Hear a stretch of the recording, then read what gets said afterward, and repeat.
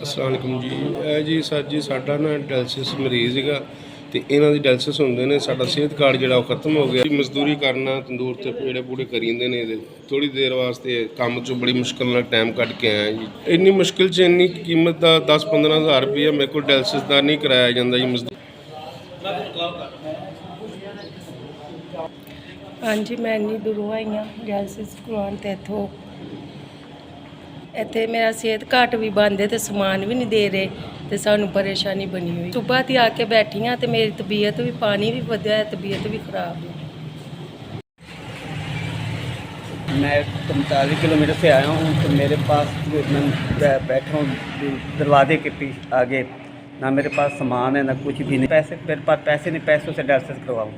सेहत कार्ड बंद हो गया, चल रहा ना उनके पास सामान। मैं बाहर बैठा हूँ गेट के सामने।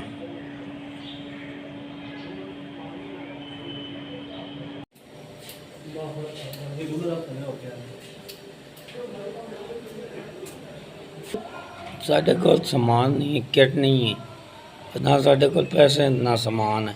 असी उधर रह गए सी जेड़े दूसरे नौ तो मशीना लवाई गए, असी उधर नहीं पहुँच पाए। साढ़े कोल तो ना पैसा है तो ना ही समान है, ना ही सेहत कार्ड है। मेरा हफ्ता हो गया डायलिसिस नहीं है, तबीयत बहुत ज़्यादा ख़राब है। मेरा भी अभी डायलिसिस करा दे। मेरे पास सामान नहीं है, किटियाँ नहीं है। मैं बाहर बैठा हूँ, जब दूसरे लगवा रहे हैं मशीनें, साढ़े को कोई चीज़ नहीं है। असी बाहर बैठे हुए हैं तो मेरे बच्चे भी नहीं है, मेरी शादी भी नहीं है, तो मेरा कोई करन कराना नहीं है। तो तुसी मेहरबानी करके साढ़े डायलिसिस करवा दिओ।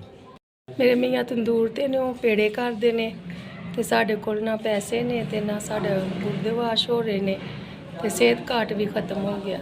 अंदर उन्होंने मशीनां लगियां जिन्होंने तुसी पिछली दफ़ा किटां दित्तियां सी ते उदों भी रह गए सा ते हुण भी साढ़े कोल कुछ नहीं है।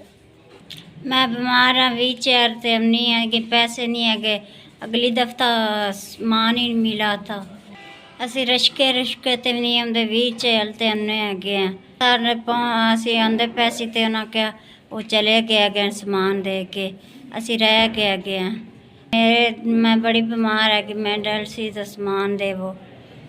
सारे मरीजा लग गए तो मैं बाहर बैठी हैगी हाँ, कमज़ोर बहुत है हाँ दे।